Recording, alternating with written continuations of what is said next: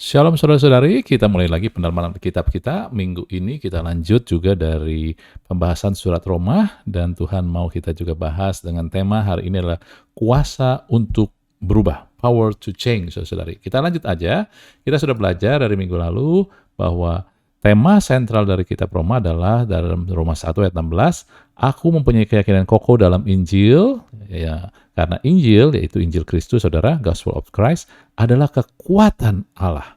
Ya, kata kunci di sekarang kita mau tekankan pada kekuatan Allah yang menyelamatkan setiap orang yang percaya. Jadi bukan di luar orang yang percaya, tapi orang yang sudah percaya, saudara. Dan kata menyelamatkan kita sudah tahu bahwa ini adalah soteria. Artinya bukan hanya keselamatan, yaitu kamu diselamatkan dari neraka, masuk ke surga, tetapi juga bicara tentang kesehatan, kesejahteraan, perlindungan, dan yang pada akhirnya adalah tanpa kita sadari ada penekanan pemulihan seutuhnya, saudara-saudari.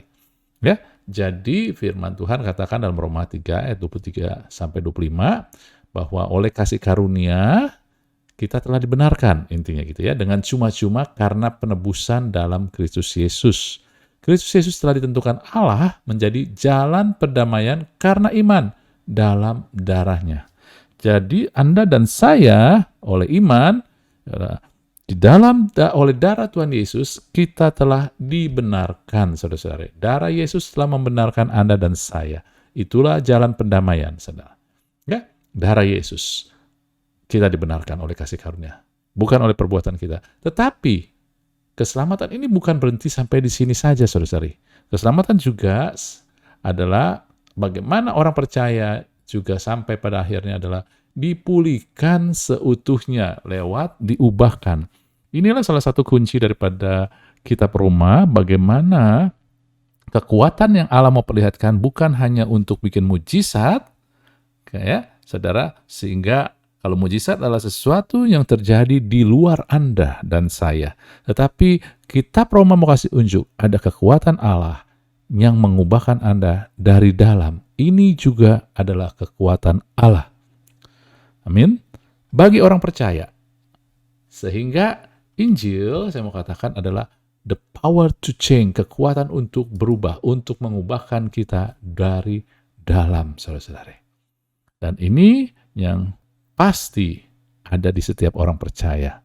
Ya, dan Tuhan mau Anda dan saya bertumbuh untuk mengenal kuasa ini yang mengubahkan Anda.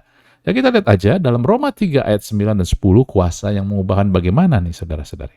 Ya. Nah, kuasa ini akan mengubahkan kita ketika kita menyadari, dikatakan dalam Roma 3 ayat 9 dan 10, apakah kita mempunyai kelebihan daripada orang lain? Sama sekali tidak. Ya. Jawaban intinya ada. Sebab, katanya, tidak ada orang yang benar dan seorang pun tidak. Dalam Roma 3 ayat 23 jelas, semua orang telah berbuat dosa dan telah kehilangan kemuliaan Allah.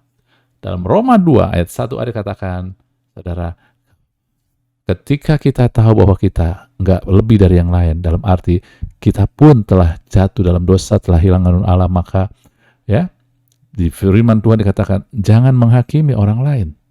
Karena kita pun tidak lebih dari orang lain. Artinya kita pun ada bagian yang kita lakukan dalam kesalahan, dalam dosa. Dalam Roma 14:13 dikatakan, karena itu jangan saling menghakimi. Inilah fondasi hati kita, ataupun inilah harus yang kita miliki, motivasi di hati kita. Karena kita, saudara, ketika kita menghakimi, kita merasa kita lebih baik dari orang lain. Sedangkan Injil ini adalah kuasa yang mengubahkan Anda. Semakin Anda baca Injil, semakin Anda tahu bahwa kita nggak layak. Tidak ada satu orang pun di antara kita yang layak, saudara. Kita mungkin lebih baik dalam satu bagian dari orang lain, tetapi kita tidak pernah memenuhi standar Tuhan. Inilah yang diperlihatkan Roma. Walaupun pada awalnya dikasih perlihatkan hal-hal yang kehidupan yang kacau, saudara. Ya, di situ dikatakan kehidupan yang orang-orang yang homo, segala maaf ya, itu seolah memang mungkin kita nggak lakukan, tetapi kemudian ketika kita semakin baca, semakin kita menyadari bahwa yang Tuhan inginkan bukan hanya itu, tetapi juga hal-hal yang lain. Sehingga akhirnya kita menemukan bahwa semua orang telah berbuat dosa, termasuk kita. Kita nggak layak. Apa yang terjadi ketika kita menyadari itu? Maka kita akan menyadari bahwa kita butuh kasih karunia. Dan itulah yang ditulis dalam Roma 23 dan 24 tadi. Semua orang terjatuh dalam berdosa dan hilang kemuliaan Allah. Tetapi kita butuh kasih karunia. Dan oleh kasih karunia telah dibenarkan. Kita jadi orang benar bukan karena perbuatan kita, tetapi kebenaran yang diberikan berdasarkan kasih karunia cuma-cuma dalam penebusan Kristus Yesus. Roma 5 ayat 1 dan 2 menyatakan ya. Sebab itu kita yang telah dibenarkan karena iman, kita hidup dalam damai sejahtera dengan Allah oleh karena Tuhan kita Yesus Kristus. Dan oleh Dia juga kita beroleh jalan masuk oleh iman kepada kasih karunia. Dan di dalam kasih karunia inilah kita berdiri dan kita bermegah. Kita tidak berdiri bermegah karena kehebatan kita, tetapi karena kasih karunia Allah. Dan inilah juga salah satu dimensi, karena terlalu sering kali memang kita lihat bahwa kemarin dalam Roma banyak sekali dimensi iman.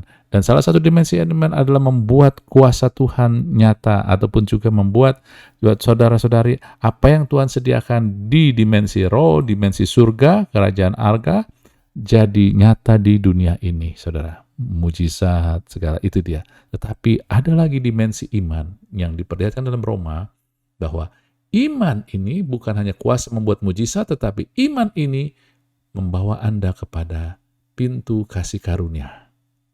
Amin, saudara. Sehingga inilah karena iman kita diselamatkan, karena iman kita melihat pada kasih karunia. Inilah Injil is the power, ya, kuasa untuk membuat Anda berubah. Dari seorang yang merasa layak, pada akhirnya Anda mengetahui bahwa saya adalah orang yang membutuhkan kasih karunia. Saudara-saudari. Amin. Karena itulah saya butuh iman. Karena iman inilah yang membawa saya pada kasih karunia. Saudara. Injil akan membuat kita berubah, saudara. Akhirnya kita ngelihat dalam diri kita nggak ada yang baik. Tetapi kasih karunia Tuhanlah yang melayakkan kita. Kemudian saudara akan melihat juga di sini, ya, saya tulis di sini, semakin kita mengerti Injil, semakin menyadari bahwa kita butuh kasih karunia. Kita bukan orang yang benar karena perbuatan kita. Sehingga kita semakin menghargai kasih karunia ini. Apa akibatnya ketika kita menghargai kasih karunia? Roma 10 ayat 5. Musa menulis tentang kebenaran karena hukum Taurat. Orang yang melakukannya akan hidup karenanya. Saudara, apa maksudnya adalah begini, ya. Sadarkah kita, sering nggak kita begini? Ini real, ya. Anda jujur, karena ini bukan tentang benar atau salah, ya, bukan mencari, Anda hebat atau tidak, tetapi ini untuk memperlihatkan siapa kita, sehingga Injil itu bisa mengubahkan kita. Sering nggak kita melakukan sesuatu supaya kita jangan dihukum, ataupun supaya kita diberkati, ataupun supaya jangan yang buruk terjadi. Jadi artinya gini, ketaatan kita dalam melakukan firman Tuhan seringkali digerakkan oleh ketakutan kita. Yaitu kita takut yang buruk terjadi. Kita takut penghukuman. Ini yang dikatakan, ini yang terjadi dengan prinsip hukum Taurat. Hukum Taurat bukan hanya 613 yang diberikan Tuhan, tetapi juga dasarnya adalah kalau saya berlakukan nggak benar, maka yang buruk terjadi. Kalau saya lakukan benar, baru. Sedangkan tadi kita lihat bahwa semua manusia telah jatuh dalam dosa. Artinya, nggak ada yang bisa sempurna kita lakukan juga. Tetapi di dalam firman Tuhan juga dikatakan Roma 13 inilah. Jadi kunci juga, saudara. Karena firman jangan berzina, jangan membunuh, jangan mencuri, jangan menginginkan. Dan firman lain juga sudah tersimpul dalam firman itu, kasihilah sesama manusia seperti dirimu sendiri. Kasih tidak berbuat jahat terhadap sesama manusia, karena kasih adalah kegenapan hukum Taurat. Saudara, hukum Taurat dimotivasi oleh ketakutan. Tetapi bagaimana ketika Anda mengerti Injil, mengerti tentang kasih Allah, Anda akan diubahkan sehingga Anda dimotivasi oleh kasih, bukan oleh ketakutan. Dan bagaimana supaya dimotivasi kasih? Apakah, karena saya mengasihi Allah, maka saya akan bisa melakukan sesuatu karena kasih kepada Allah. Karena saya mengasihi sama, saya akan lakukan sesuatu dengan motivasi mengasihi sama. Saudara-saudari, Injil Ketika kita baca Injil tadi, kita tahu bahwa kita ini manusia yang telah jatuh. Ketika kita mengandalkan pada kasih kita kepada Allah, kasih kita pada sesama, jujur saudara, kalau Anda berbicara jujur, kadang kita nggak bisa. Oleh sebab itulah, dimotivasi oleh kasih yang bagaimana?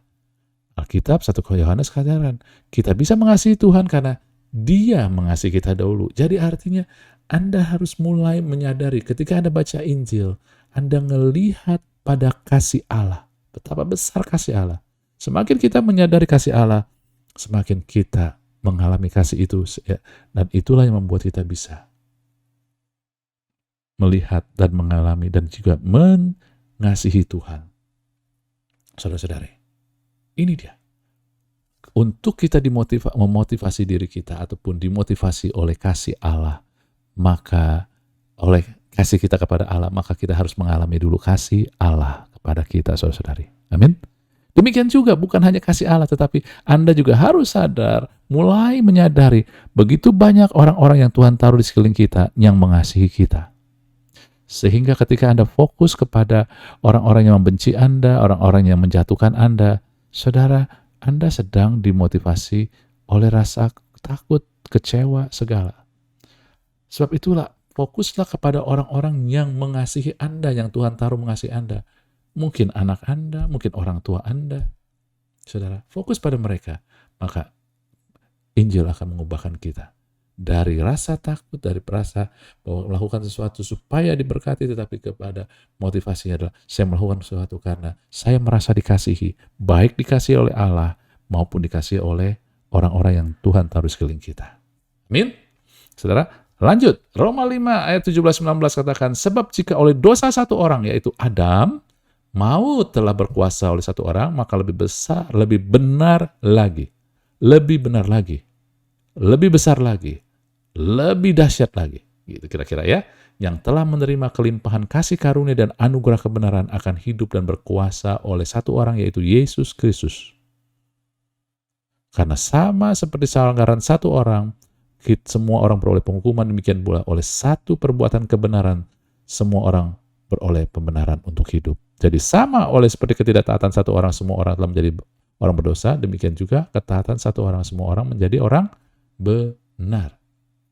Saudara-saudari, seringkali kita tanpa sadar, apa yang menjadi fokus kita ataupun kita ini dikungkung oleh dosa yang dilakukan oleh Adam. Saudara, dan dikatakan di sini, ketika kita fokus, kita dikungkung oleh dosa Adam ini, maka fokus kita adalah maut, fokus kita adalah pelanggaran, fokus kita adalah penghukuman, fokus kita adalah ketidaktaatan.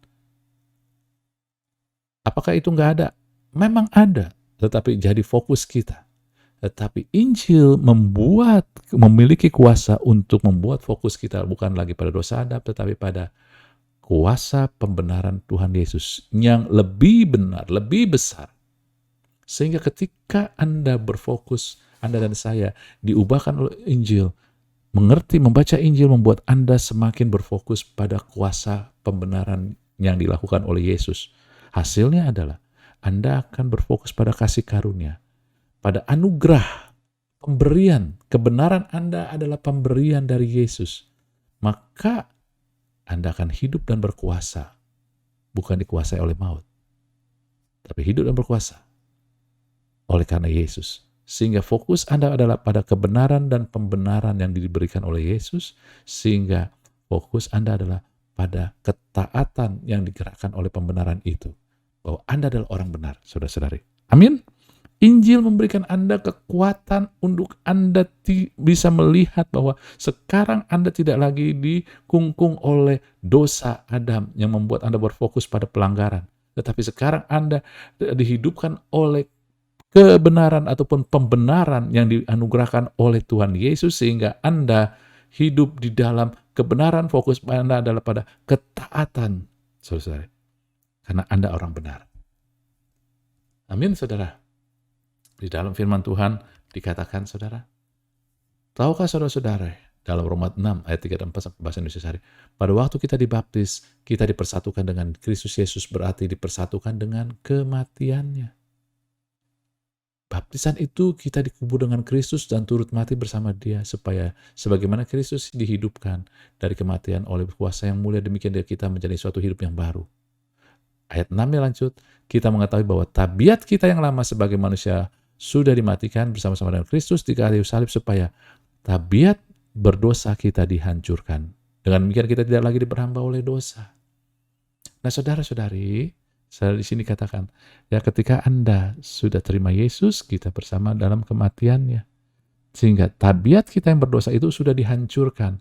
Tetapi banyak orang percaya lebih fokus kepada apa yang sudah dihancurkan Tuhan.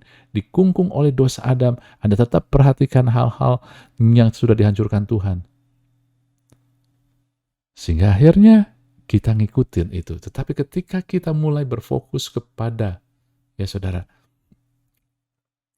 apa yang Tuhan Yesus berikan, maka kita akan mengalami kuasa Tuhan. Sebab itu hari-hari ini lihatlah diri kita dengan tabiat yang baru. Kita masing, saudara, ada hal-hal yang tabiat yang lama, tetapi jangan difokuskan, mulai fokuskan pada yang baru ini. Dan Tuhan memberikan kita kuasa untuk kita diubahkan, saudara.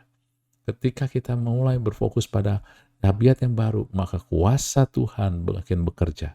Anda dan saya semakin bisa hidup dengan benar. Amin. Lanjut, saudara. Roma 8 ayat 9-10 katakan, tetapi kamu tidak hidup lagi dalam daging, melainkan dalam roh, jika roh Allah memang diam dalam kamu. Roh Allah ada dalam Anda. Bukan karena Anda merasakan, tetapi karena kebenaran firman. Setiap orang yang diberinya, yang percaya kepadanya, diberinya roh, diberinya kuasa untuk menjadi anak-anak Allah. Dalam Roma katakan, kita menjadi anak karena roh anak, Roh Kudus itu ada dalam Anda dan saya. Amin. Jika orang tidak memiliki roh Kristus, ia bukan milik Kristus. Anda milik Kristus, saudara. Tetapi jika Kristus ada dalam kamu, maka tubuh memang mati karena dosa, tapi roh adalah kehidupan.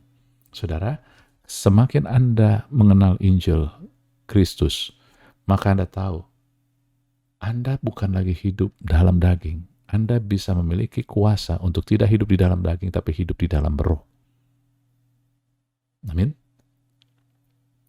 Hidup di dalam roh ini, saudara-saudara, dikatakan jika roh Dia yang membangkitkan Yesus dari antara orang mati diam di dalam kamu, Roh Kudus ada dalam Anda, saya, maka Ia yang telah membangkitkan Kristus Yesus dari dalam orang mati akan menghidupkan juga tubuhmu yang fana itu oleh rohnya yang diam di dalam kamu.